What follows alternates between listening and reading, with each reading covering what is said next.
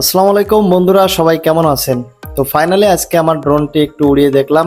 আর আমি যেখানে থাকি এখানের পুরো এরিয়ার ভিউটা একটু নিলাম যে আসলে কেমন দেখায় উপর থেকে। তো দেখেন, এটা হলো আমাদের এরিয়া, অর্থাৎ আমরা যেখানে আছি প্রায় 300+ মানুষ থাকে।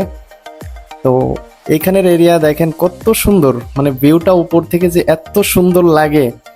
যদিও এটা সন্ধ্যার আগ মুহূর্তে, অর্থাৎ বিকেল বেলা। ওই যে দেখেন মাঠে ফুটবল খেলতেছে। যদিও ড্রোনের অনেক নিয়ম বিধিনিষেধ আছে, এই কারণে আমি আর বেশি উপরে উঠাইলাম না। মূলত এটা হলো আমরা যেখানে থাকি সেই এরিয়ার ভিউ। এবং এই পাশে যে দেখেন মসজিদ, মসজিদটা একদম মাঝখানে।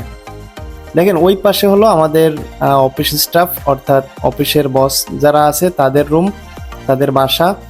তো বন্ধুরা, উপর থেকে ভিউটা কেমন লাগতেছে অবশ্যই কমেন্টে জানাবেন।